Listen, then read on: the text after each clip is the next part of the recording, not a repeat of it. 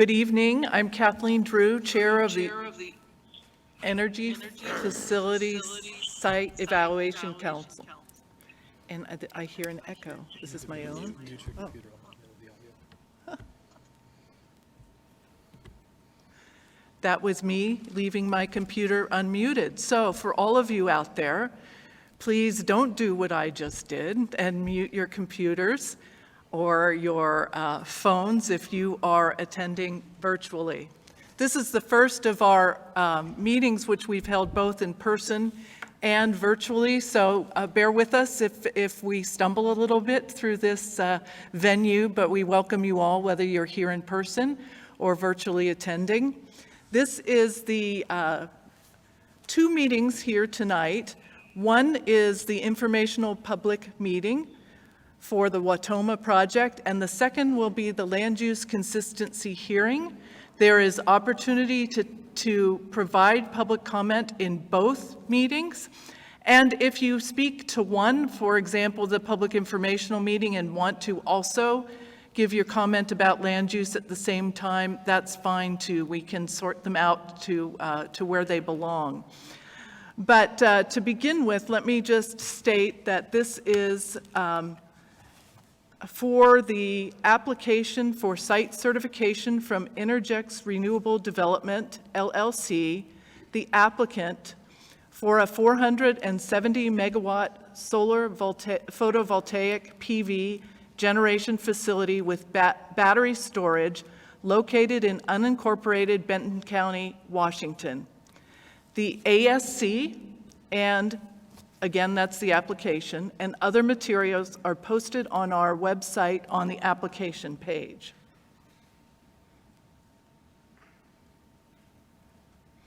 As required by RCW 8050-090 and WAC 463-26-025, EFSEC is holding this public informational meeting.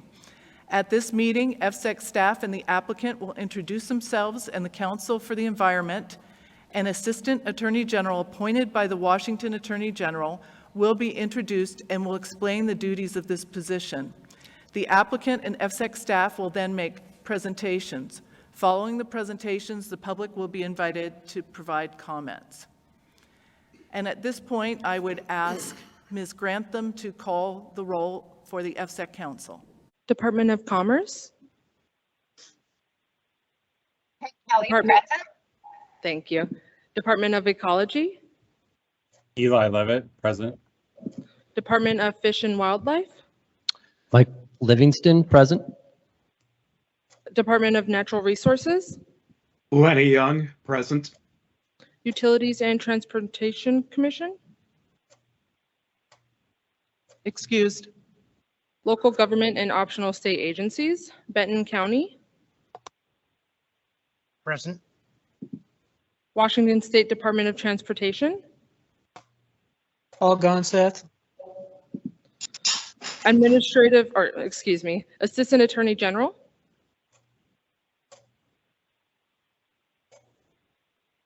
Administrative Law Judge. Dan Gerard, present. For EFSEC staff, Sonia Bumpus. Amy Hofgemeyer. Amy Moon. Excused. Joe Wood. Patty Betts. Stu Henderson. Stu Henderson, present. Joan Owens. Dave Walker. For the Council for the Environment, Bill Sherman. It's just Megan Salome as Council for the Environment. Okay, thank you.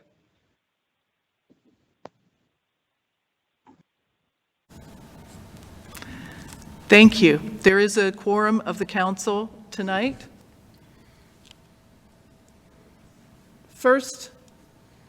Next on our agenda is the introduction of the Council for the Environment. Ms. Salome, will you did say you were here. Will you please let the people who are attending know what your role is as Council for the Environment? Sure. Thank you, Chair Drew. I'm here on video, so hopefully you can see me. My name is Megan Salome. I'm an attorney with the Washington State Attorney General's Office. The Attorney General appointed me to represent the public and its interest in protecting the quality of the environment in this proceeding before EFSEC. That means that I may be presenting evidence or argument to the Energy Facility Site Evaluation Council, which they can take into account when they make their decision on the Wautoma Solar Project. So I do not work for the council, and I will not make the ultimate decision on whether to approve the project, but I will be advocating for the public and their interest in protecting the environment before the council in this case. And I'll also just say that I'm going to be attending to this meeting tonight, but also if anyone would like to speak with me outside of this meeting about environmental questions or other public interest concerns regarding this project, I would be happy to hear from you. My phone number is 206-389-2437, and I will also put that into the chat if I can. Thank you. Thank you. Next on our agenda is the presentation by Interjex.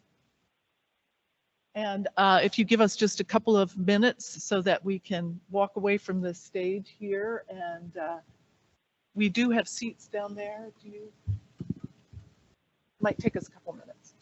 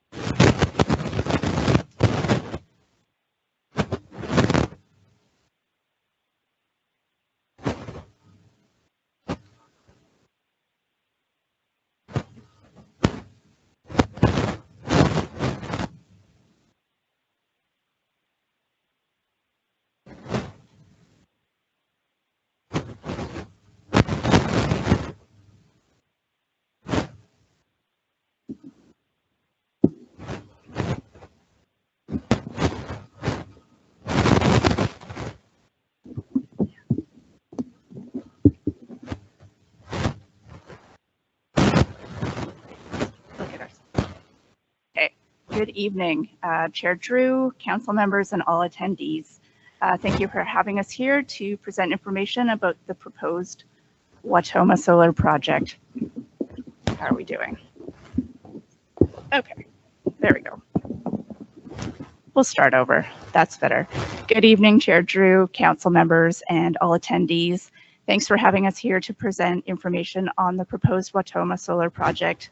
My name is Laura O'Neill. I'm a senior coordinator in Interjex's environment group, and I'm joined by my colleagues Nuno Lazaro, our director of development, and Ellen Bird, our manager of community relations.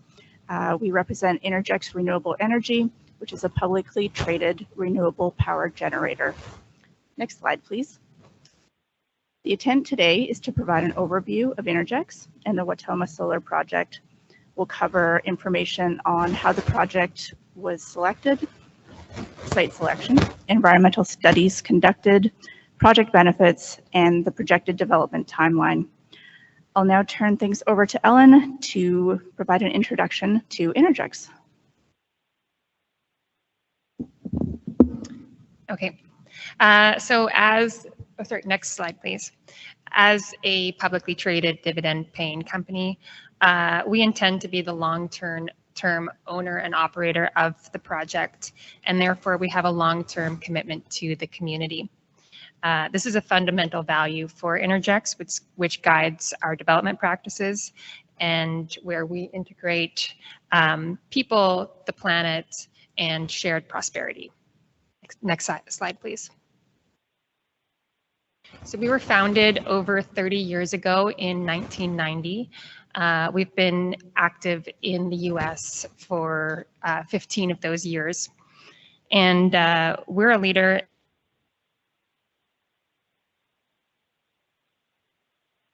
and we have these operations across Canada, the US, Chile, and France. While our headquarters are in Canada, we have a head office in San Diego, California, and regional development offices in Massachusetts, Texas, and Hawaii. And we currently have 83 projects in operation. Over to you now. So as part of the Clean Energy Transformation Act, the Washington State mandated a greenhouse gas neutral electricity supply by 2030 and 100% renewable or non-emitting electricity supply by 2045. This mandate has created a strong demand for new renewable energy resources from major utilities and corporations and in the region. Next slide, please. So in response to this demand, we are proposing the Wautoma project, which is up to 470 megawatts in capacity and with a 4-hour battery energy storage system as an option. While we are permitting for the largest anticipated project size of 470 megawatts, our current vision for this project is likely more like 400 megawatts. And we'll keep the public informed of that as it progresses. The estimated annual production at this output is 875 gigawatt hours estimate, which is, to put that into context, enough power for about 70,000 Washington households. And then further to put that into context, Benton County has approximately 74,000 households. Next slide, please. So as mentioned, the shows the location as where we're proposing. It is about 12.5 miles northeast of the city of Sunnyside and 1 mile south of the State Route 241 and 24 interchange. So we chose this region for several key reasons. First, this area has an excellent solar resource. Also, it is directly adjacent to a point on the regional transmission system with capacity for a project of this size without the need for substantial or costly upgrades. Also, the site is generally level and open, and there are few environmental constraints. And importantly, we are fortunate to be working with interested and supportive landowners, and some of them are here with us today. We have also been encouraged by the positive feedback we've received from local and state officials regarding the location selected for the site. Next slide, please.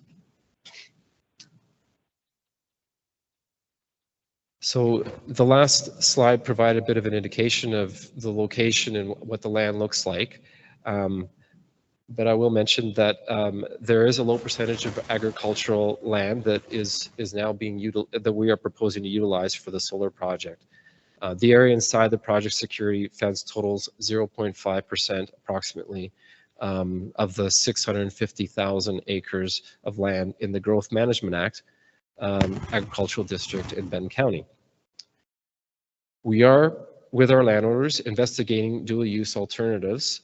And some of this includes using portions of the solar project area for grazing, but we are also looking at also a coexistence of the solar panels with some crops on a small area of the project, and we appreciate the interest of our landowners in actually leading some of those efforts with us.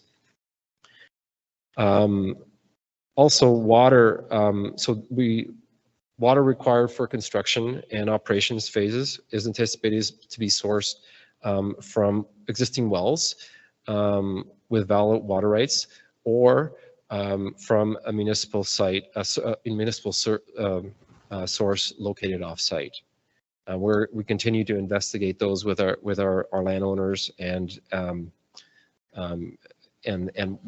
will be further investigated. The volume of water used during project construction would be considerably less than is typically used in irrigation practices. And we anticipate that during operations there'd be a minimal use. Next slide. So this slide shows a preliminary layout of the project. While we have studied a larger area, which is outlined in black on this slide, the solar field and associated infrastructure, as currently contemplated, are anticipated to occupy approximately 3,000 acres. The layout has avoided known environmental and cultural resource constraints identified from field investigations. And Laura will go into this in a bit more detail later in the presentation. We do anticipate changes to the project size and configuration as we progress through the permitting process, as well as further our engineering design in consideration of environmental, technical, and community engagement input. Next slide, please. All right, as promised, I will now speak more to those environmental studies.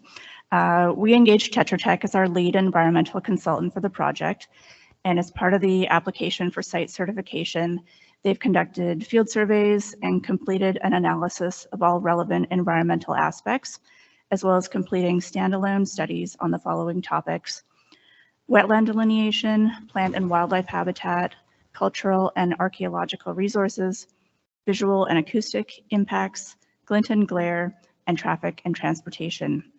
Next slide, please. Based on the studies completed, several plans will be developed to describe how we will avoid, minimize, and mitigate potential impacts through construction and while the project operates. A list of these plans is seen on this slide. In addition, the project's design has avoided wetlands and streams, listed cultural resources, as well as small patches of sensitive species found during habitat surveys, some talus habitat and Columbia milkvetch. Minimal shrub steppe was found in the project area, and this will also be largely avoided. To address concerns over habitat connectivity for big game in the area, we've incorporated passageways through the solar array to allow big game to pass through the project area in north-south corridors. We've designed the exterior fencing to allow small game to pass underneath, as well as omitted the typical strands of barbed wire along the top of the chain link fence. We've been in discussions with the Washington Department of Fish and Wildlife throughout the development process, meeting with them prior to and following the habitat and wildlife surveys. We will be working with them on a habitat management plan over the next several months.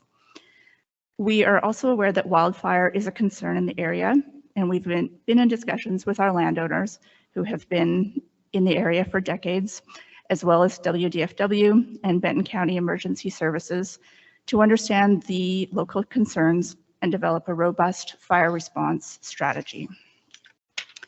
Next slide, please. Oh, it's over to Nuno. So we strive to buy locally and hire local contractors where possible, and a local procurement policy will be put in place to ensure benefits reach local skilled workers and local businesses during construction as well as operation. We anticipate the 470 megawatt project would require about 300 to 400 people on site during construction, but there would be peaks which could involve another 100 or 200 more.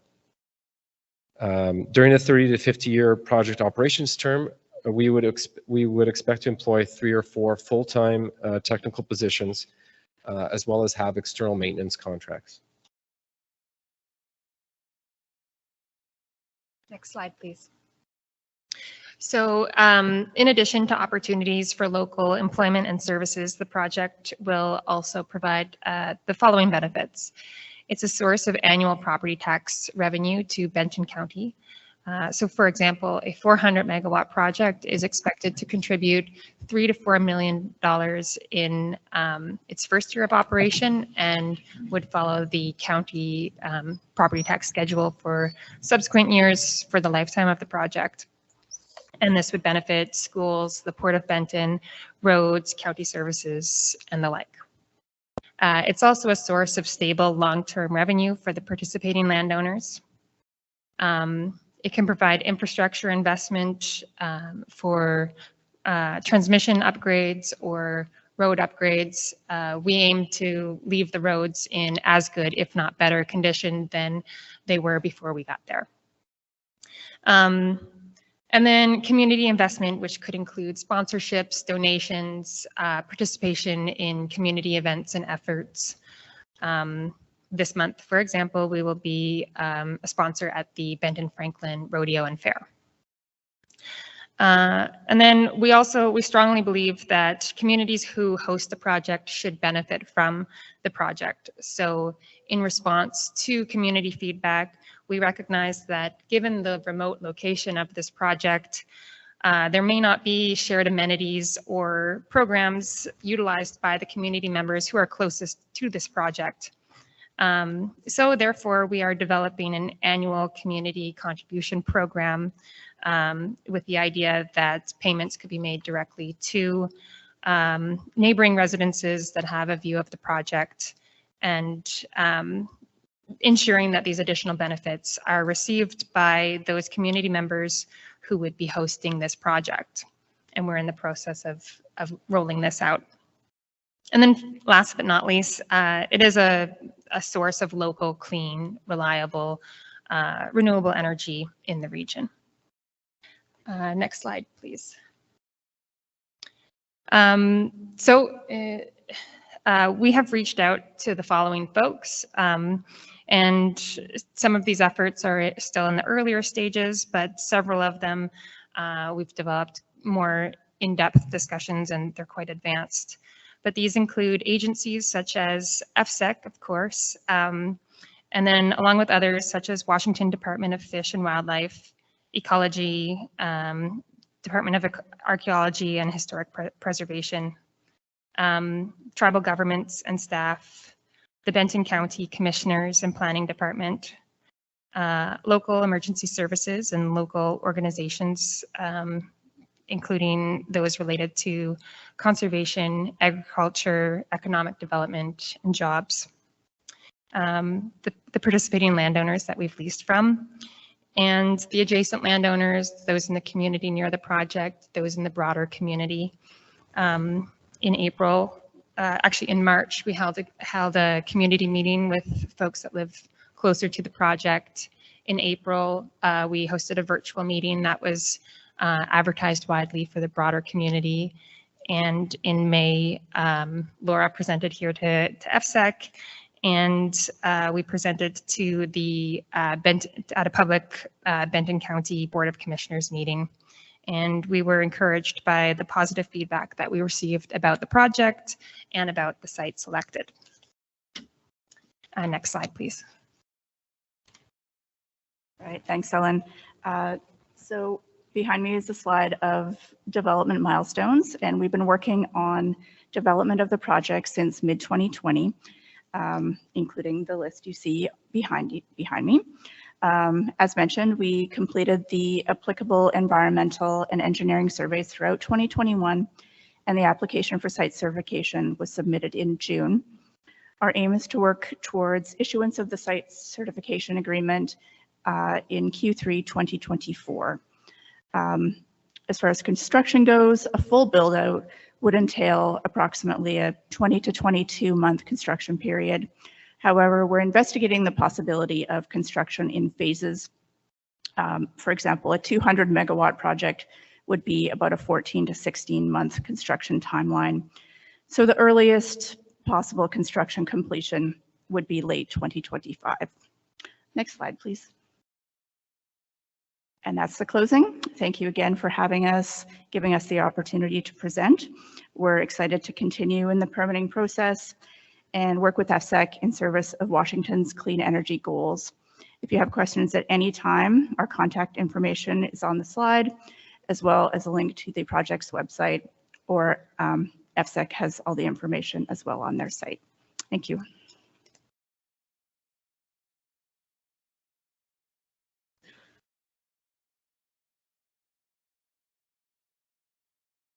Our next presentation is going to be about the EFSEC process by Amy Hofgemeyer. Oh, excuse me, Joe Wood.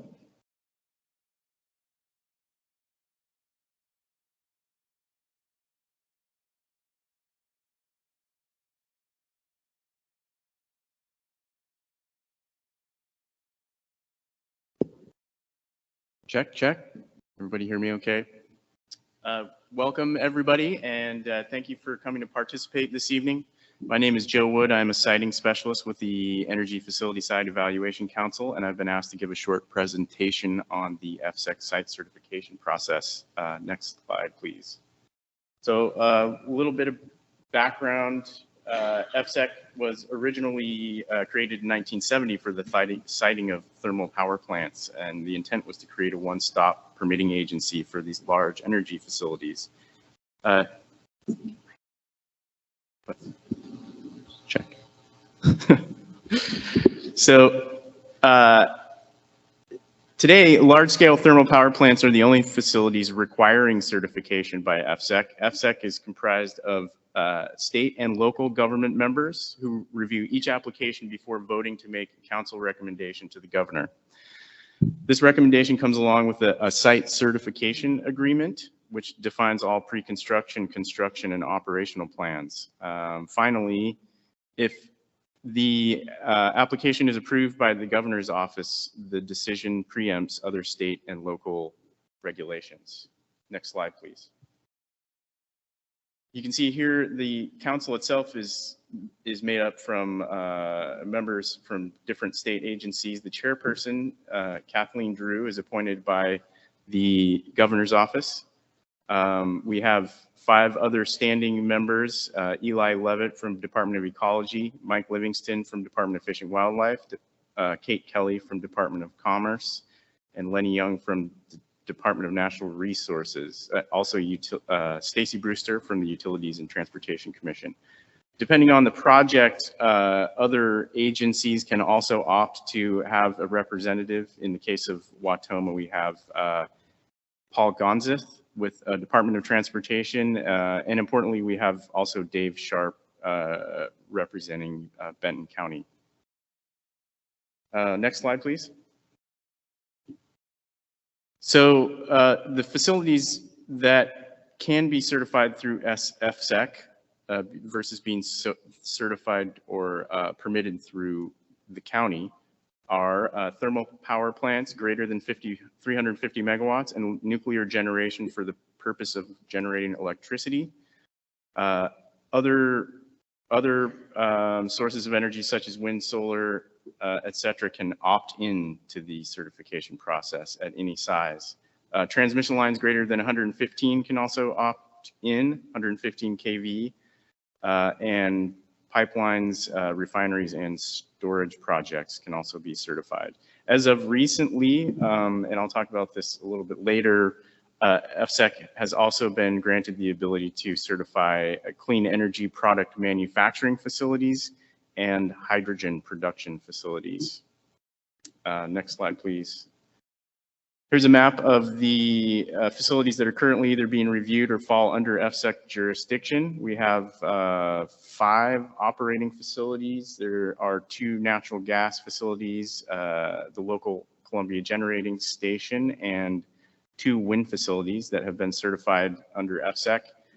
There are 3 additional marks on here that indicate the facilities that are approved but haven't yet started construction. 2 are wind facilities, one's a PV solar facility. The clear circle is a facility in the process of decommissioning.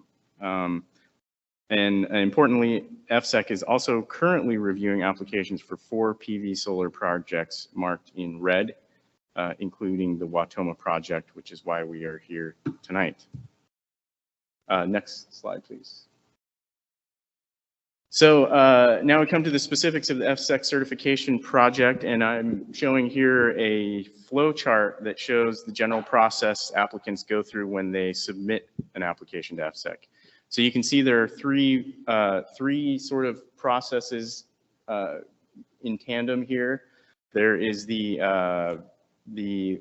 land use and adjudication track. There is the SEPA threshold and SEPA determination track, and then there's this identification and acquisition of permits for the project as it goes through the process. So I'll talk about these in a little bit more detail in the following slides. Next slide, please. So the adjudicative proceedings is one of the tracks, and this meeting tonight is sort of the initiation or the initial one of these proceedings. So much like any other court case, the proponent makes their application, and sorry, I'm losing my place here. The proponents and other parties are identified. When adjudication proceeding is required, parties to the adjudication are identified. Sometimes there are stipulations and settlements that come out between the parties. The council looks at all the information in the adjudication record and then deliberate. And then the council draws up their findings and conclusions from the information provided throughout the proceedings to incorporate those findings in their recommendation to the governor. Next slide, please. So this next sort of track is the SEPA threshold determination. Based on information provided in the application, the SEPA responsible official, which is generally the EFSEC manager, determines if this project meets the criteria of a determination of non-significance or a mitigated determination of non-significance. If there is a determination made for a mitigated determination of non-significance, there is a minimum 15-day comment period. If it is determined that the project qualifies for a determination of non-significance, there is no comment period.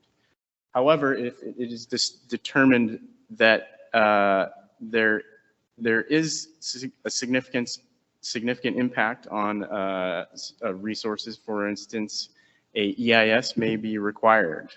So when an EIS is required, the decision to prepare the EIS is made public, and public comments are taken on the scope of the EIS. After the public comment for scoping, the SEPA responsible official determines the scope of the EIS, and a draft EIS is prepared and issued with a minimum 30-day public comment period, after which the final EIS is prepared and released. Next slide, please.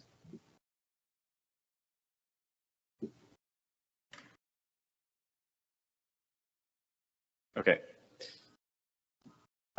So I will mention the expedited citing process.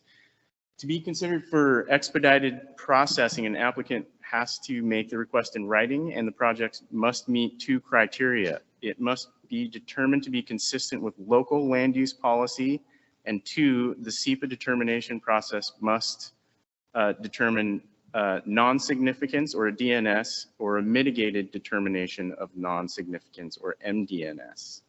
So in the expedited process, the adjudication step is not required. The council prepares their recommendation to the governor and an expedited time frame under this process. Next slide, please. So the third track that is going on through the certification process is the identification and issuing of permits or preparation of permits. And EFSEC becomes the issuing agency for all permits that may be required. And they are identified in the final order with the council's recommendation to the governor. Finally, after the conclusion of the council's review of the application, a recommendation is made to the governor to either approve or reject the application. This initiates a 60-day window within which the governor will then approve or reject the application or remand the application back to the council for consideration. Any application that is rejected by the governor is final decision for that application. If an application is approved by the governor, EFSEC then has oversight of the environmental compliance for the life of the facility. So EFSEC has standing contracts with applicable state agencies that assist in the monitoring and enforcement of conditions either in the site certification agreement, identified permits, or stipulations in the EIS or the MDNS. EFSEC's enforcement authority extends to the issuance of any penalties as they may apply. I thought I would add a slide here that just kind of highlighted some new legislation that has been in the news recently. House Bill 1812 was passed in March of this year, and I've listed a couple things here that I feel like are highlights that affect the site certification. New projects can now come before EFSEC, new types of projects, including hydrogen production that I mentioned before, and clean energy facilities. There is increased tribal consultation and equity, a streamlined review process that does not reduce standards, greater transparency, and creation of EFSEC as an independent agency, essentially from a budget standpoint. So that pretty much covers it. Last slide, please, is just public input. I'd like to remind everybody that how they can submit public comments. If you'd like to sign up to speak this evening, you can call the EFSEC main line or email comments to the mailbox or send in written comments as well. And that's all I have for this evening. That concludes our presentations for this evening, and I'm going to turn it over to Judge Gerard to preside over the public comment period. Those who are called will have 3 minutes for your comment. If you hear throughout the evening something that you want to respond to, please send an email to our website or provide that in writing, because we are going to just go through our speakers one time. I think that we will now have Ms. Owens, Andrea Grantham. Ms. Grantham will call the first speaker. Judge Gerard. Good evening, everyone. My name is Dan Gerard. I'm an administrative law judge with the Washington State Office of Administrative Hearings. Today, when giving your comments, we would ask that you do limit your comments to this project alone. As Chairman Drew stated, you will have 3 minutes to make your comments. That will be your single opportunity to make comments for this portion of the proceedings. And if you do have any additional comments or things you would like to add after you've spoken, you may either email them or send them through physical mail in the address provided by Mr. Wood just a moment ago. So thank you, and the first witness, or first speaker, go ahead and begin, please. The first speaker is Robin Roberts.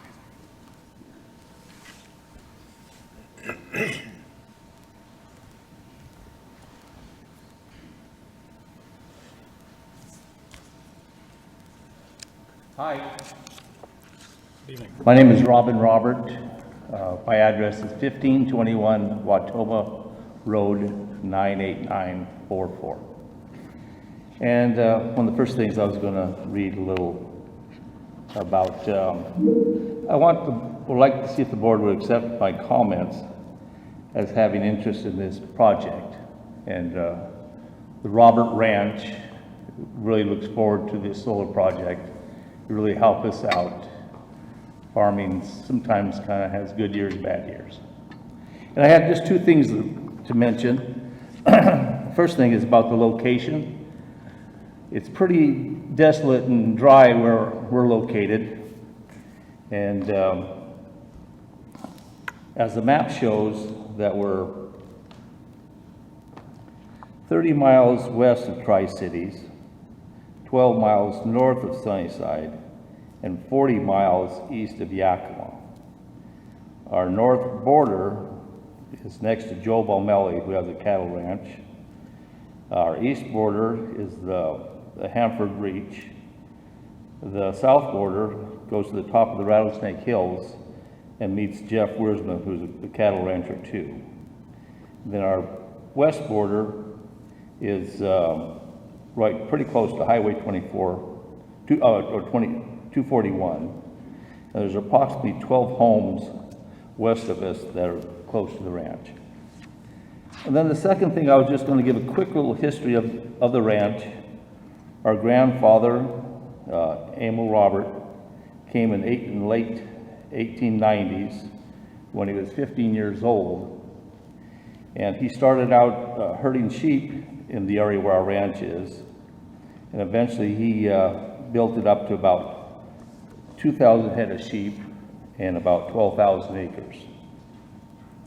And just over the years, we only had a irrigation well that did 150 acres. And then in 77, we put in a bigger well that did about 800 acres. But over the years, things haven't changed much. We did sell the sheep back in '88, but the sheep are back the last 2 years on the ranch, and we're hoping to use the sheep to graze the native grasses and the weeds underneath the solar panels. And we're kind of going to go back to maybe only 150 acres on the ranch instead of 800 acres, and we hope the aquifer there will recharge itself. And probably the only thing will change, maybe there can be about 800 sheep on the ranch for controlling weeds, and probably the only change will be that the sheep will have shade. That's it. Thank you. Thank you, sir.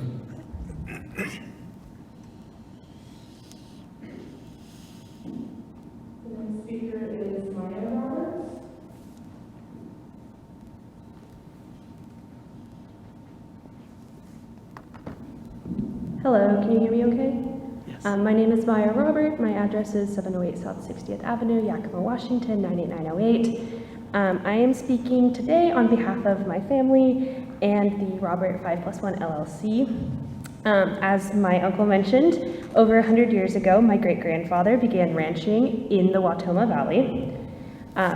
What originally started as a sheep ranch adapted in the mid-1980s to cattle and farming to keep up with the changing times. Now, 4 generations later, we're looking to adapt once again. With declining crop production and decreased groundwater supply, farming and ranching has become much more difficult. One thing this area is not lacking, however, as we can see today, is sunshine. As mentioned previously, the ranch is located 17 miles north of Sunnyside and 36 miles east of Yakima, meaning that neighbors are few and far between. This makes the ranch an ideal location for solar farms such as this. Not only will this project provide for my family, it will provide renewable energy to help meet state quotas, and this solar project would allow us to make productive use of unproductive land, while keeping the ranch in the family for many more generations to come. Thank you.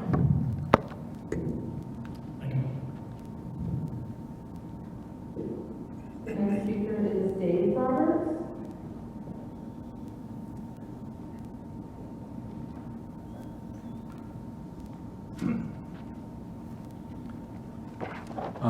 I'm Dave Robert, and I'm one of the sons at the Roberts Ranch 5+1. One of the things I was just noticing when I was out at the ranch today, is one thing I'd like to do is if we could get, all you folks here to go out and see it.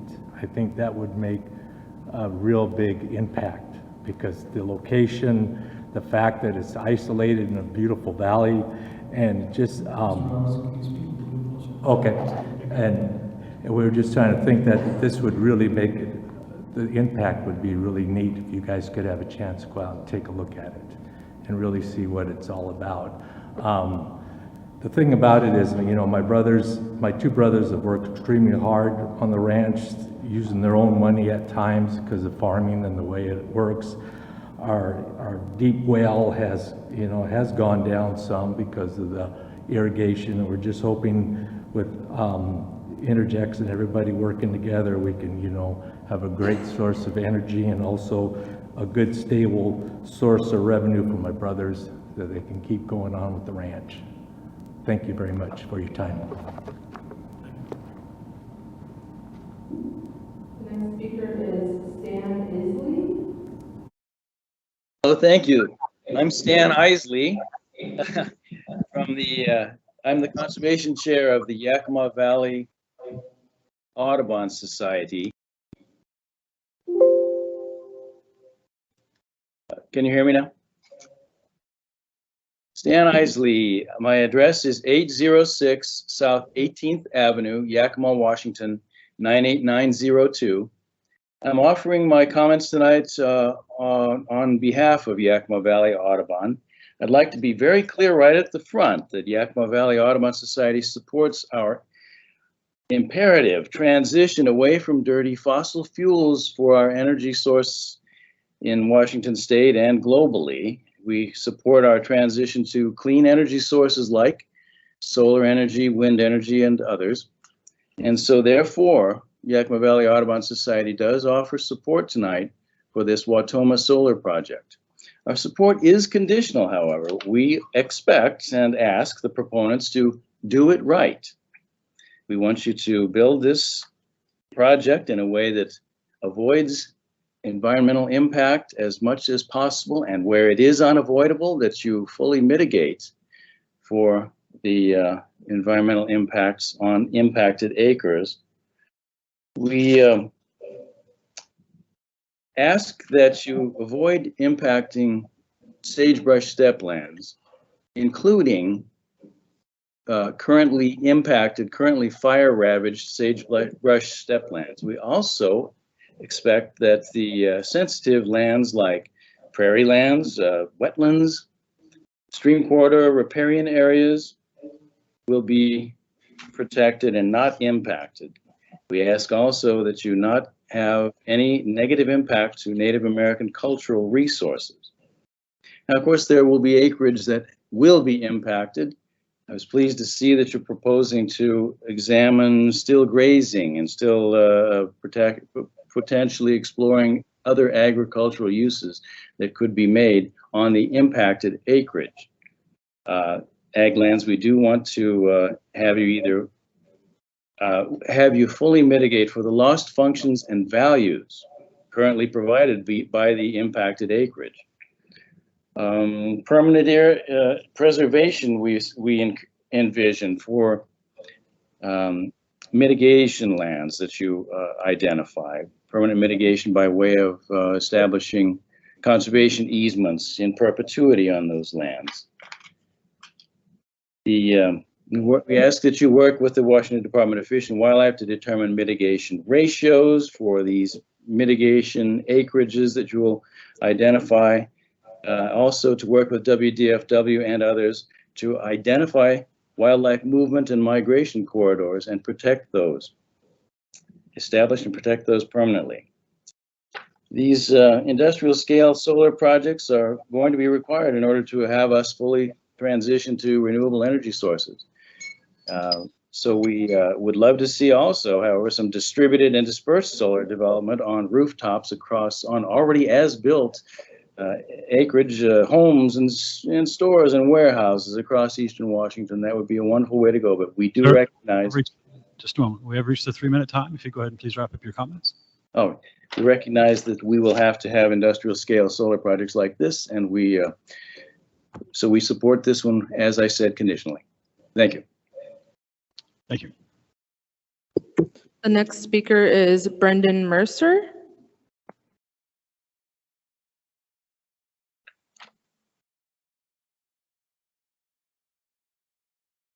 Hi, sorry about Mr. that. Mercer, if you are speaking, you are on mute. Yeah. Can you hear me now? And would you speak up just a bit for us, please? Yeah, can you hear me now? Better, thank you. Hi, my name is Brendan Mercer. My wife and I own a section of land that's adjacent or bordered by the project on two sides, 520 Wautoma Road. In general, my wife and I support green energy and generally support the project. However, we do have a few concerns related to our farm that we hope the council and applicant will take into consideration in developing it. First, we grow wine grapes, which are very sensitive to sunburn, and we are concerned about the reflection and radiation off of the solar panels and the possibility of crop loss for our farm. We're also concerned about water, especially during construction. I know the applicant said that they were going to use existing wells, but I would hope for a bit more definition on where that water is going to come from and making sure it doesn't impact adjacent farms or domestic wells.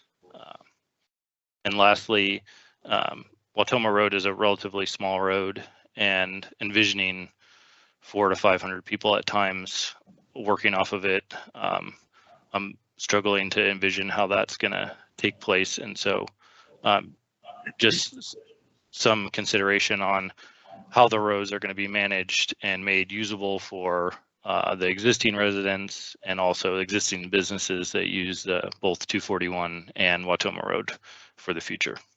Thank you. Thank you, Mr. Mercer. The next speaker is Jeannie Coley.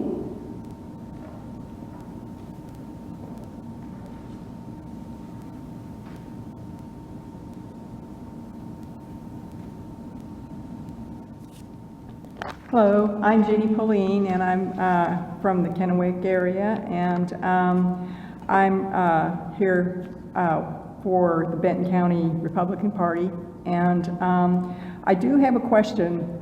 Most of you live in Seattle, if I understand it right. You don't live around here. So I don't know if you ever go out driving and stuff, but if you see a bunch of windmills and stuff, and you see a bunch of solar panels, that's visual pollution. That does not make our land look better. And it also impacts the wildlife, and would you want that in your backyard? I'll just put it that way. I would not. The other thing is, I'll wait for the technical session to go on further with this and stuff, because I think that people won't want to hear the rest of the technical piece that I have. Okay, that's all I have. Thank you. You did drop something as well, ma'am. I'm not sure if you'd seen that. Ms. Mooney, you did drop something. Yep. Thank you, sir. The next speaker is George Penn.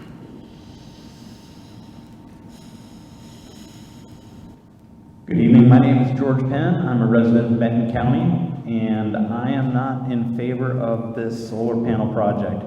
The reasons being are that, you know, like the previous speaker said, they're not aesthetically pleasing, both the solar panels, the windmills. I am a fan of solar power, but my opinion is that there are other areas of Benton County that might be more suited towards the solar panel project, areas like the Hanford Reservation, where there are literally thousands of acres dedicated towards energy production.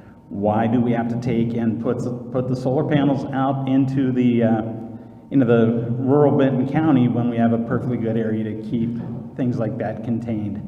The other objection I have is the solar panels, they are not more than likely produced here in the United States. They are a direct import from China. And then my third point is this something that the Benton County Commissioners said, yes, we want this? I'm not 100% sure on that. And I believe that there may be a few folks here in the room that would be speaking towards that at a later point in time this evening. Again, I'm George Penn. I'm a Benton County resident, and I oppose the solar panel farm in rural Benton County. The next speaker is Rylan Grimes.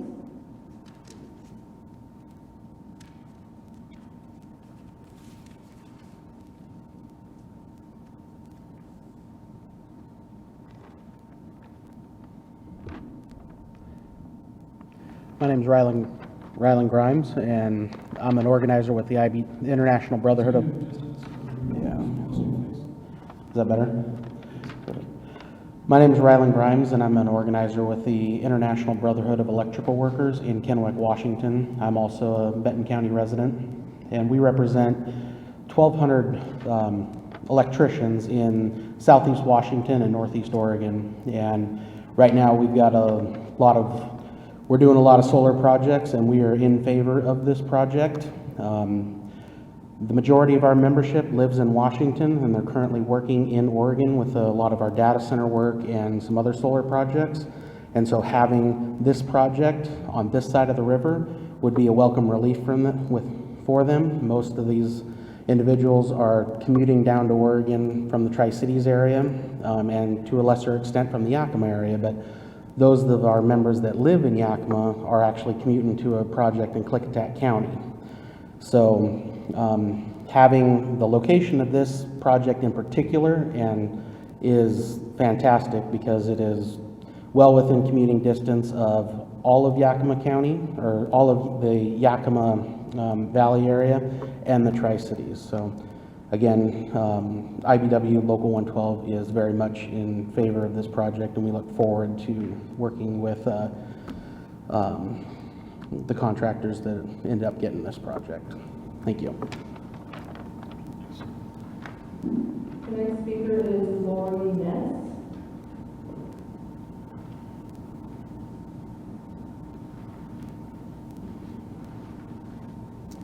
I'm Lori Ness, and I am a native of Eastern Washington, Tri-Cities actually, and I'm also very concerned about wildlife and our shrub steppe in the area and how we're losing a lot of that. The land use is changing, and one of the concerns I have is that when you put something into solar, you pretty much take, it out of any other land use, from my understanding, just by looking at it.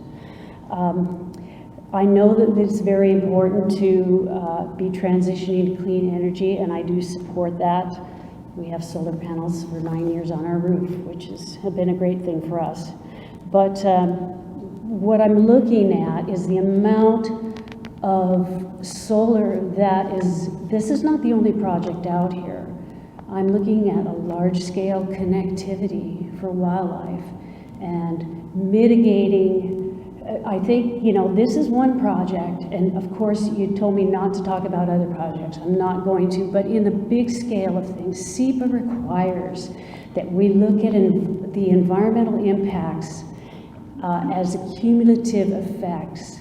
And I believe that it's very important that EFSEC coordinates and makes, looks at the map and says, okay, we've got a project here and a project here, and how are we going to look at connectivity for the bugs, the bunnies, and the elk?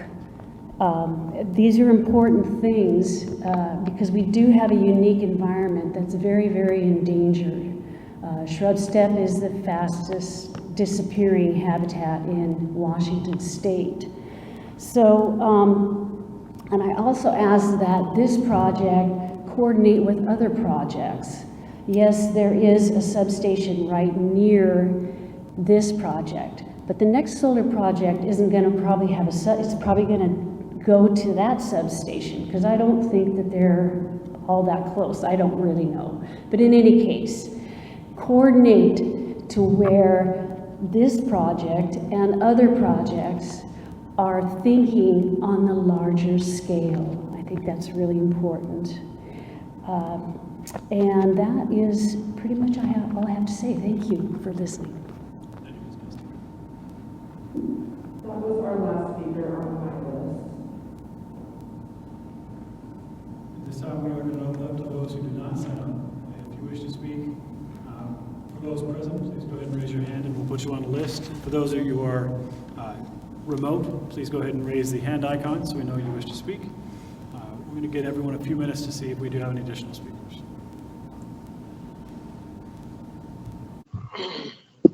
I see Aubrey Newton in the Teams. Ms. Newton, if you wish wish to speak, go ahead. Yeah, can you hear me? We can, thank you. Wonderful. Good evening, and thank you, Chair Drew, and to the entire commission for the opportunity to speak this evening. My name is Aubrey Newton, and I work with the Laborers International Union of North America of the Northwest region. I've also lived in the state of Washington nearly my entire life and grew up in the central Washington area. I work to represent hundreds of union men and women across the state of Washington and 8 other states in the Northwest region. In our region, union members build and maintain gas distribution pipelines, construct wind and solar farms, as well as build and maintain coal, gas, hydropower, and nuclear power plants. In Washington specifically, the Laborers have members working throughout 6 different locals, representing about 15,000 members. Our members are trained, skilled, qualified, ready to work on on solar projects alike. And the Northwest region, we have recruitment systems reaching statewide, focusing on good paying jobs for the communities where our members live. LIUNA works with our employers also to make sure that workers on the job are skilled, trained, reliable, get the job done ahead of schedule, and go home safely at the end of the day.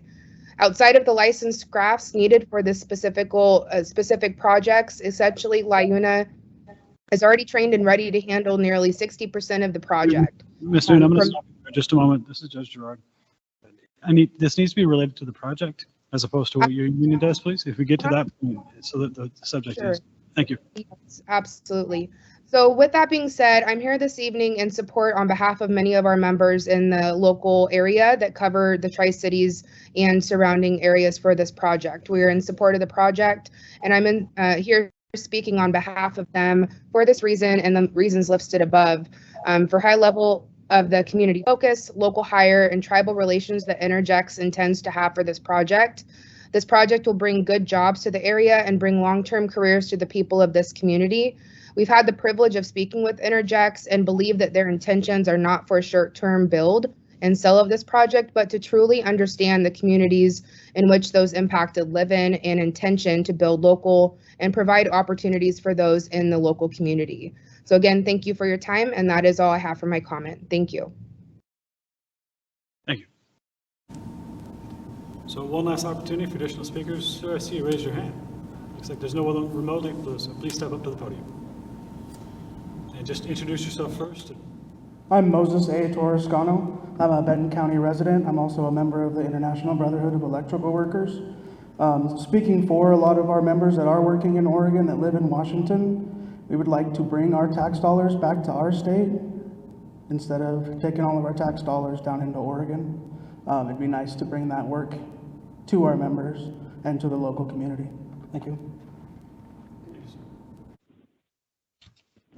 We have Dana Ward on Teams. Yes, can you hear me? Yes, we can. Thank you. Yes, this is Dana Ward, the Lower Columbia Basin Audubon Society Conservation Chair. I noted in the introduction that you are seeking comments and positions from the local landowners that surround the project, but I did not notice that you contacted the U.S. Fish and Wildlife Service, which manages the Hanford Beach National Monument, the Arid Lands Ecology Reserve, which bounds on the eastern side of the project. I think it's something you need to do is contact the U.S. Fish and Wildlife Service, see what impacts might occur to Mr. the Ward, herd of elk, the shrub Ward, steppe out there. just a moment, Yes. sir. Mr. Ward, I don't Yes. think anyone can quite understand you. There's something wrong with the connectivity. If you'd speak a little bit clearer, maybe not louder into the receiver so we can hear what you're saying. We're going to go ahead and reset the timer because I didn't hear it, and I'm not sure anybody else heard it. Okay, I'll try again. Can you hear me? I can, and a bit slower also, just so we can Okay. understand you, sir. Thank you. This is Dana Ward, Conservation Chair for the Lower Columbia Basin Audubon Society. I have one comment. Please contact the adjacent landowners, which are the Department of Energy, which owns the Hanford site, which bounds the project on the east, the Arid Lands Ecology Reserve, which is managed by the U.S. Fish and Wildlife Service. Please contact the U.S. Fish and Wildlife Service to see if there's going to be any impacts to the shrub steppe and the elk that reside on the Arid Lands Ecology Reserve. Thank you. Thank you, sir. I don't see any other hands raised within the electronic, but I do see. Sir, please go ahead and step up to the podium and announce yourself.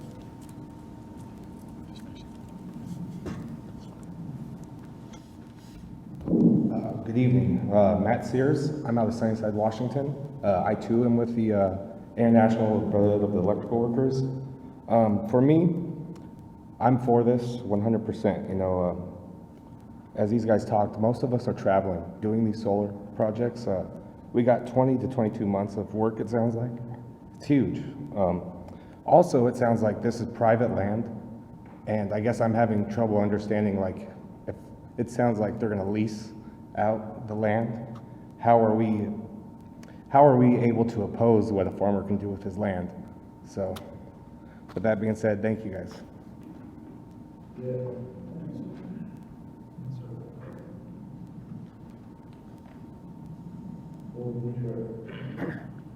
Good afternoon. My name is Eric Plachek. I am a neighbor 2 miles to the north of the Robert Ranch. My wife and I have raised 10 kids in the neighborhood. The one thing that comes to the neighborhood once a year is the Sunnyside Hill Climb. You should come. It's a real spectacle. But it's gone after 2 days. This project is a huge impact to the neighborhood. You'd have to come to really soak in how big of an impact and positive for the area. So we're looking to live there for a much longer time and use a lot of electricity that comes out of the sky. Thank you very much.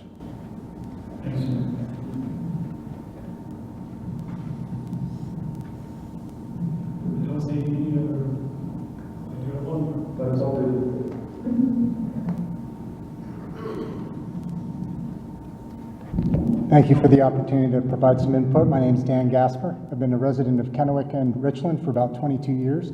100% support this project. I think that this is a great thing for our region. We're already leaders in Washington State in energy production, and this will just expand our leadership. I think it brings jobs of all sorts. It helps the farmers in that region. And for those who aren't so keen on the way that these fields look, I really doubt they're going to be out there seeing them that often. This is a very remote area. And for those of us who do like to see those kinds of farm projects, solar farm projects, I'm happy to drive out there and take a look. Thank you very much.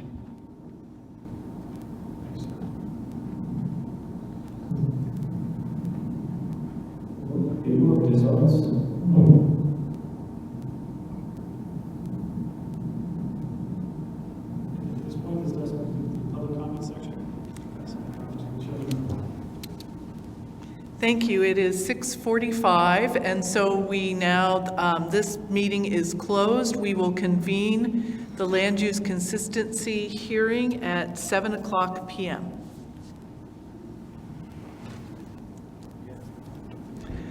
Good evening. This is Kathleen Drew, Chair of the Energy Facility Site Evaluation Council, calling the land use hearing for the Wautoma project to order. If Ms. Grantham will call the roll of the council members. Department of Commerce. Kate Kelly, present. Department of Ecology.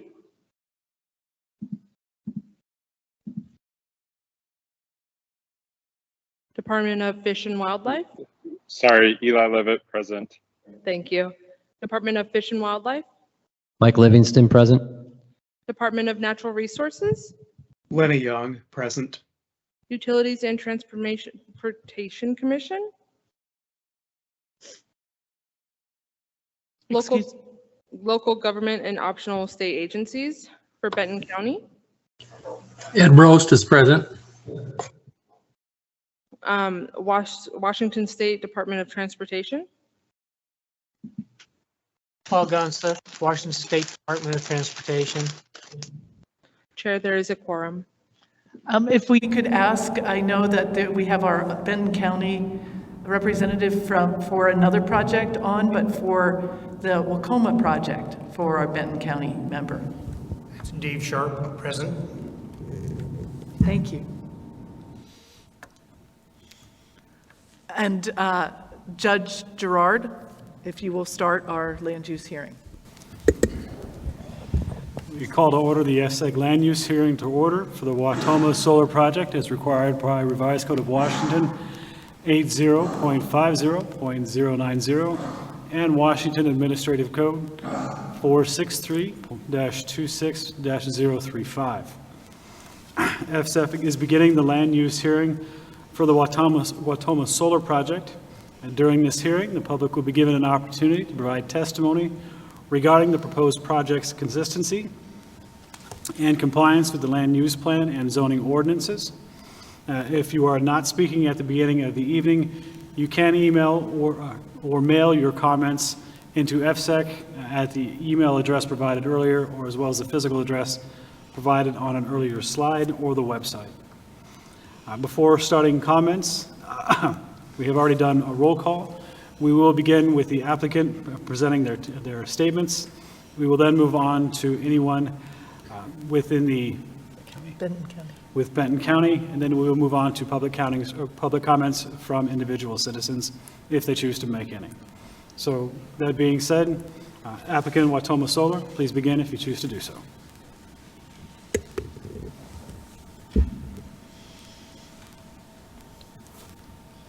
Good evening, commission members, Judge Gerard. My name is Karen Anderson. I represent Energex Renewable Development in this proceeding. My business address is 207 South Pearl in Ellensburg, 98926. I also have offices in Seattle, but I am a Kittitas County resident. And I have to thank you for having us here tonight and apologize if I trip over any of my words. I'm very excited. This is the first live in-person proceeding I've attended in the last 2.5 years, and I appreciate the audience, the applicant, and the board for taking the time to travel far from your homes on a night to hear what the people that live in this community and the people who rely on energy have to say. I'm here today, as you know, with Laura O'Neill, Nuno Lucero, and Ellen Bird. I also anticipate that at least one stakeholder to this proceeding, Allison Keel, may testify this evening regarding land use. You have in your records a memorandum from me, and it is supported by a declaration from Ms. O'Neill, but we almost didn't get here tonight because when the applicant began doing its due diligence on this project in Benton County, solar energy major, meaning large energy facility powered by solar, was a permitted use in Benton County with a conditional use permit.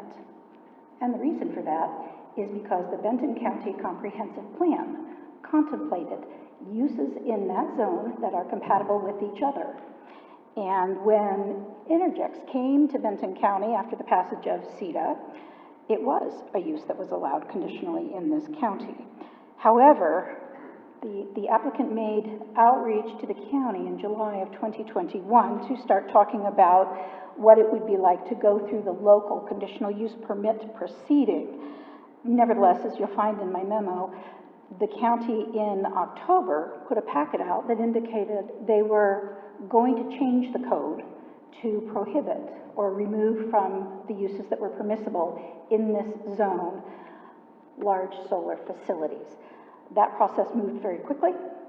We discovered that expedited review of the SEPA was granted by Department of Commerce, and so between October and December, on December 21, the use was no longer allowed.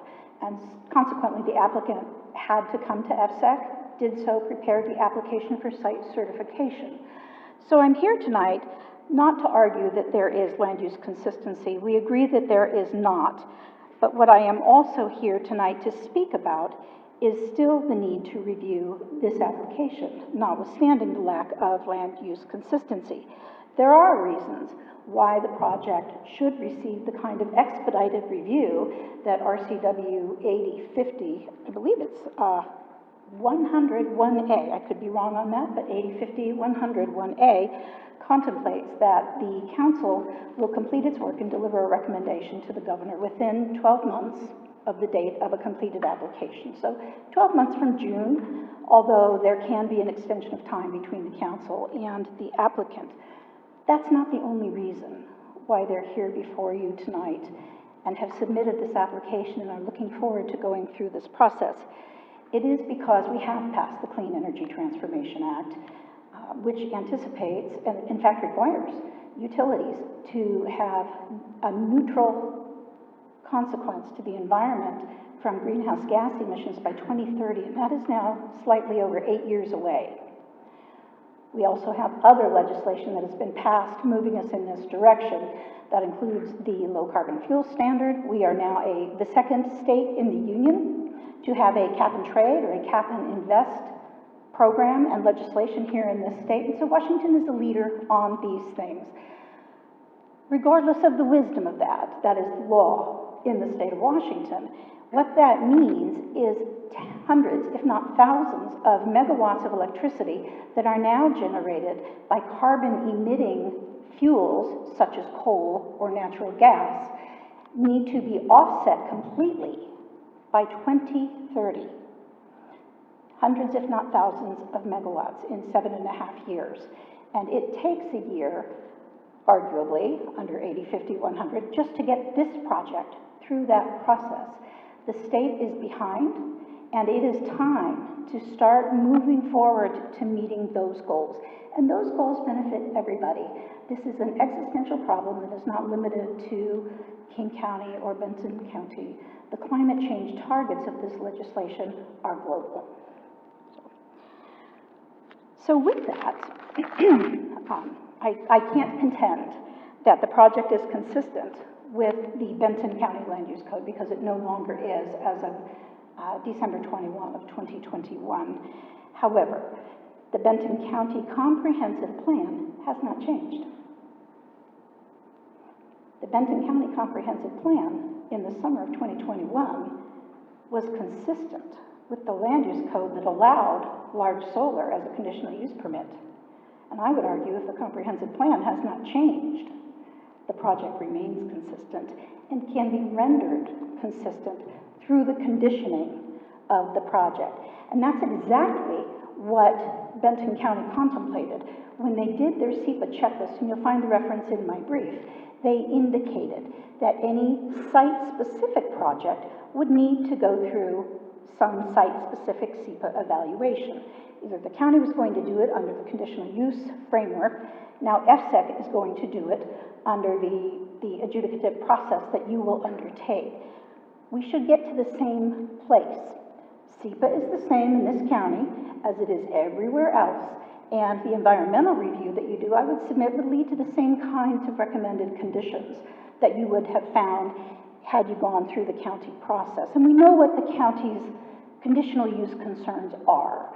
And you can look at what the code used to say because that's appended to my memorandum, but they're worried about land use consistency. You want to make sure that as you introduce a new kind of use into an existing environment, that you condition it in a way that it remains consistent and compatible with everything else that's going on. So we look forward to the adjudicative process to demonstrate how the project can be conditioned to make it compatible. In the next year, I would submit that you will do SEPA, much like Benton County would have done. The council has a lot of experience. The council staff has a lot of experience with SEPA. They know how to do this. This is a company that has exclusively been in the renewable energy industry for over 30 years. My point in making that is they also have a lot of experience in knowing how to engage with stakeholders, agencies that have an interest in what's going on over here.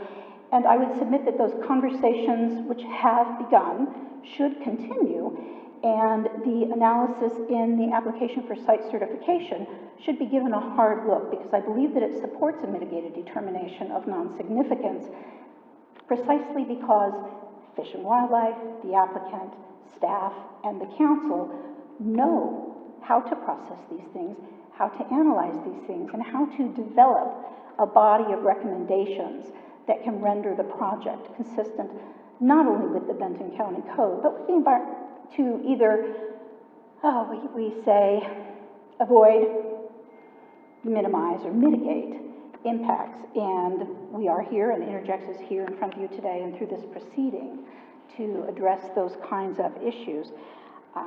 We do look forward to land use adjudication in this matter. I do believe, and the applicant believes, that we can, through the process of hearing from the public, identifying their concerns, hearing from the agencies, understanding what their concerns are, that we can build a package that can be recommended to the governor for approval, not only preempting Benton County Code, but conditioning it in a way that reflects the values and interests of everybody that lives here in this county. I'm happy to answer any questions that you have, and if not, I look forward to moving forward and seeing an order commencing adjudication in this matter in a relatively timely fashion, so that this project, and I'm sure many, many others, can get moving forward to meet the goals of CEDA. Thank you. Thank you. This time, do we have anyone representing Benton County who wishes to speak?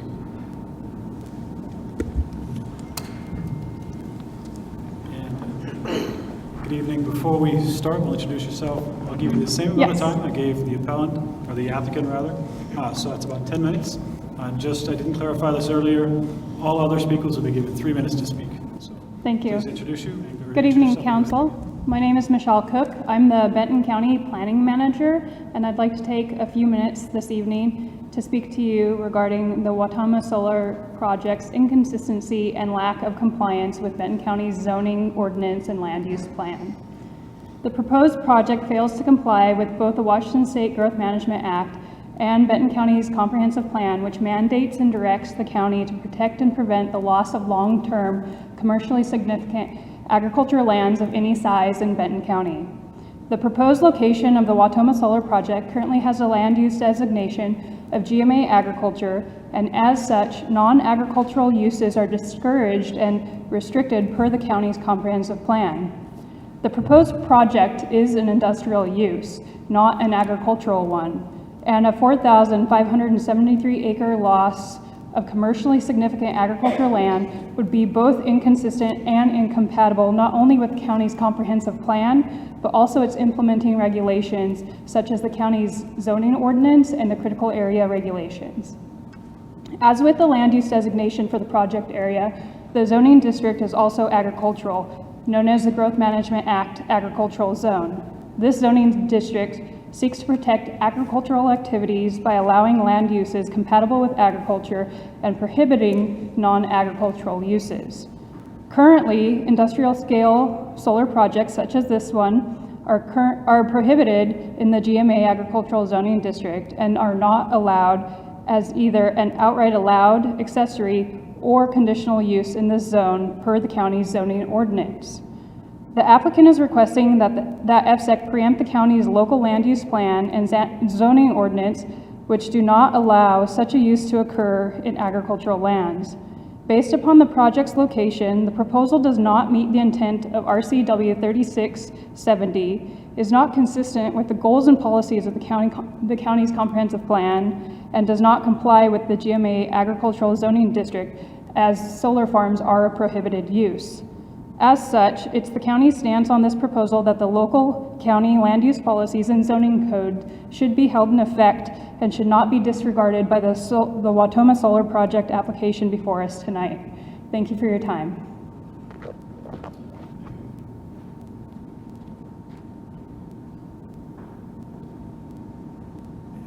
Do we have any speakers on the list?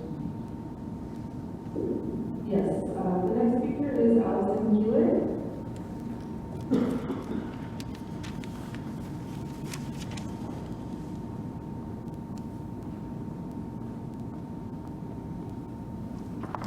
I hate microphones, sorry. I want the board to accept my comments as having my interest in all aspects of the project, specifically, including without limitation, land use consistency. I'm sure I'm not going to surprise anybody in this room by saying that farming is hard work. It's hot days, backbreaking labor, and is certainly best suited to the young and the fit. However, if you look at the U.S. as a whole, the average age of a farmer is 57.5 years old, and that number continues to climb with every agricultural census that's taken. In Benton County, 64% of farmers are between the ages of 35 and 64 years old, and another 25% are over the age of 65. As of 2017, 234 individuals who were farming in Benton County were under the age of 35.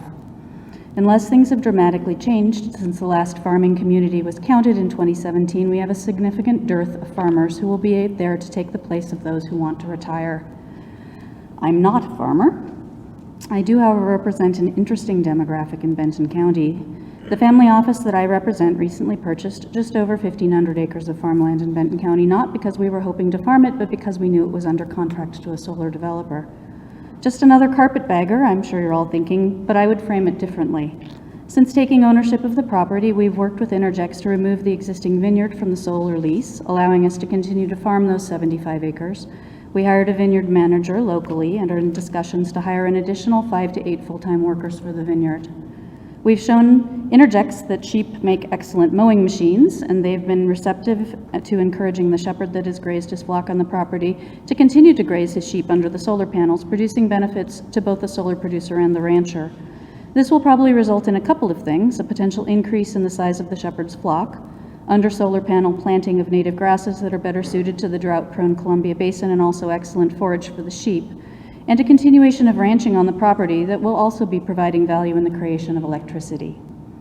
Solar has already brought quite a few benefits to Benton County. It attracts the attention of active investors who bring funds into the county.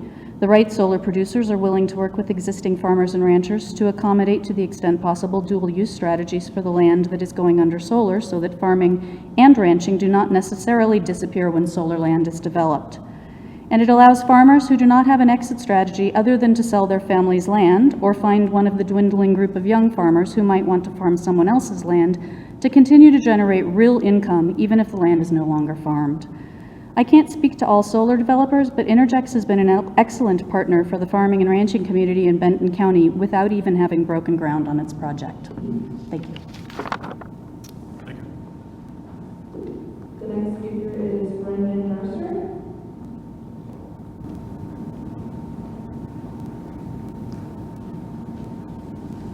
If you are connecting remotely, would you go ahead and turn yourself off mute and speak up, please?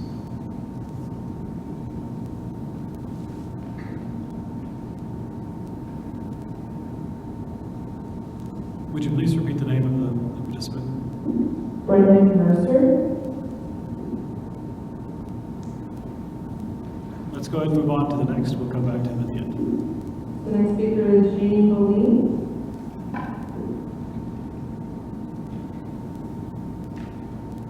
And if you are connecting remotely, please take it off mute and go ahead and begin speaking. Besides, Hi, thank you for allowing me to speak today. I'm Jeannie Pauline of Benton County, and we're talking about land use consistency. And the last time I checked, can you hear me? Can you draw the microphone down a little bit closer to your face? Thank you, I'm short. This is going to work. There we go. Okay, can you hear me now? Okay. The last time I checked, I have not seen solar panels grow by themselves. Anybody around here seen solar panels spurt up out of the ground and stuff start growing themselves? You know, I don't think that's an agricultural situation. You know, we're talking about clean energy, okay, for our community. Well, what about the people over in China that are making those solar panels under slave labor? What about them producing all of that material using carbon materials, fossil fuels? Is NIMBYism okay? I don't think that's okay. Also, the solar panels do have hazardous waste in them. The batteries have hazardous waste. Why is that okay? And with our, I'm trying to think, the cost of living going up 9.1% inflation, I find it hard to believe that it's going to cost what is listed online to decommission the facility. I know we need jobs, and I recognize that, but we also have to take care of our environment. And if we lose this for something that we haven't thought through, shame on us. That's all I have. Thank you.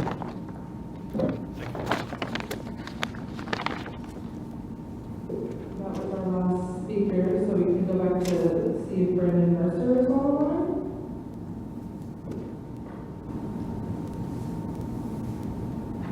Let's go ahead and open up to those participating in person. Anyone else wish to speak on the land use issue?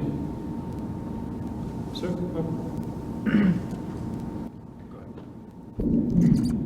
Again, my name is George Penn. I'm a Benton County resident, and evidently there is a moratorium suggested on projects like this by the Benton County Commissioners. They are duly elected representatives of Benton County, and if that's where we're at with this, we need to give this closer examination and let the will of the people be determined instead of an agency from the west side dictating to us how the land in Benton County is going to be used. Again, I'm George Penn, Benton County resident.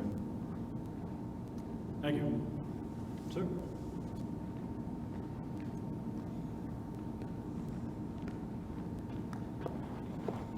Good evening, thank you for your time and listening to my comments. My name is Jim Milbauer, and I am a resident of Benton County, and I am in favor of this project, and I speak to that. I think we need to diversify our energy portfolio, and this is one way of doing it. I have solar panels on my house and plan to add more, and I hope that's not discouraged by Benton County to help eliminate that. So I support this project, and I appreciate your time. Thank you. Thank you. Sir, go ahead.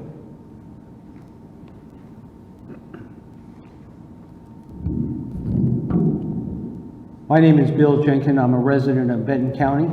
I'm here, much like the speaker two before, is that, we went through this a little bit with the windmill project, well, a lot with the windmill project coming through, and went directly to your committee.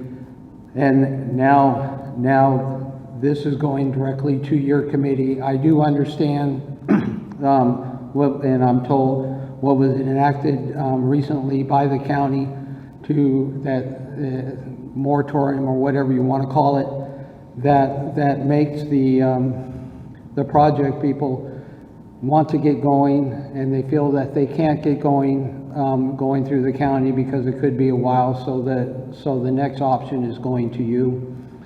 I can see that thinking, but I think this is a long-term project, and I think something like this long-term needs to be decided by the county, not by a committee on the other side of the mountain. We need to have our own influence, and I know that that's a county decision. We have to work through that with the county, and that's what we intend to do. We need to have our own voice. Appreciate what you're doing. Well, I guess I really don't, but I appreciate that you're all here going through what needs to be done at this point. But please let Benton County make the decision and offer some type of response before your committee gets involved. Thank you. Thank you. Anybody else currently in the facility wish to speak before we go to the remote participants? Anyone who has connected remotely wish to speak before we pass the baton off to Chairman Drew? Okay. Looks like Lori Geffrey. Yes, can you hear me? We can, thank you.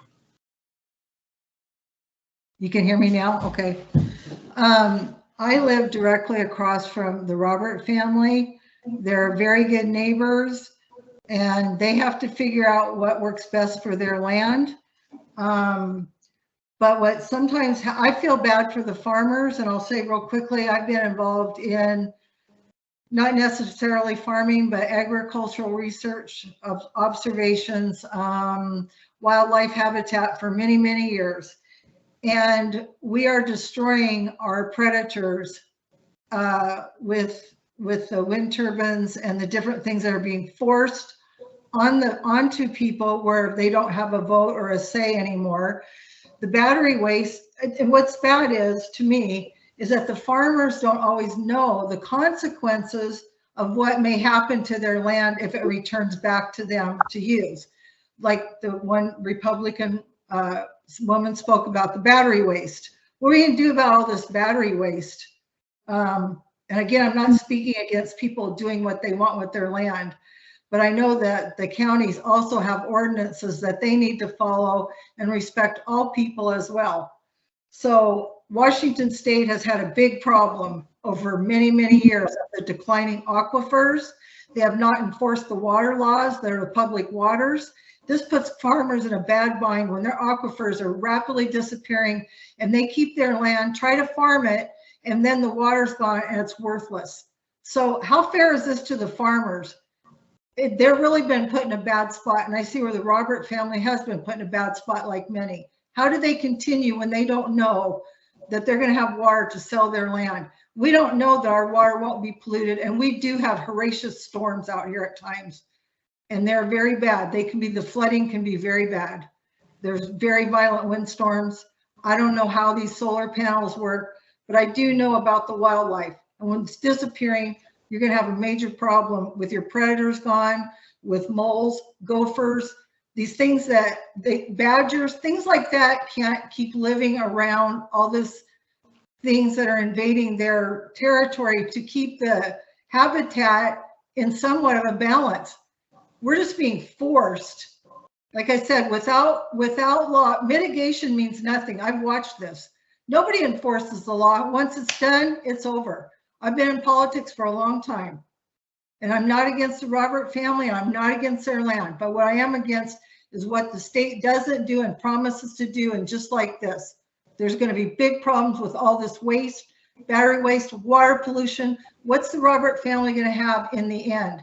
These people are sold the idea this is a great way to make money. It is, but what's their land going to be when it's all over? What's our earth going to be like when it's all over? People matter. Wildlife matter. I have marks on my tree from deer. People let people shoot the elk and deer. Then when they want something, then they just destroy it. So they don't have a way to even migrate. Okay, I'm done. Thank you. I have nothing against the Robert family, but. Hold on. We need to limit to the land use of this particular project for this one, as opposed to broader. Okay, well, it is for this one, the Robert family. Just a moment, please. Please let me finish, just so we know the parameters of what we're going with. I'm going to ask that you limit your comments just to the land use of this project as proposed, as opposed to broader scopes of other legal activities or inconsistencies. So, thank you. Okay. Well, I had what I had to say. I feel the Robert family and many farmers are in a bad spot because the Washington water laws aren't enforced. And I think that Benton County and all counties should have a say in what happens to their land use, working with the farmers, working with the people. And I'm going to leave it in the hands of the people that make these decisions. But all right. I don't think that people always know what they're getting into. 3 minutes, ma'am. We've gone past a lot of time. Thank you. Thank you. Thank you, ma'am. Any other participants? One last call, either remotely or in person, before we move on. Thank you all. This concludes our land use hearing. Thank you all for being here tonight, both virtually and in person. The meeting is adjourned.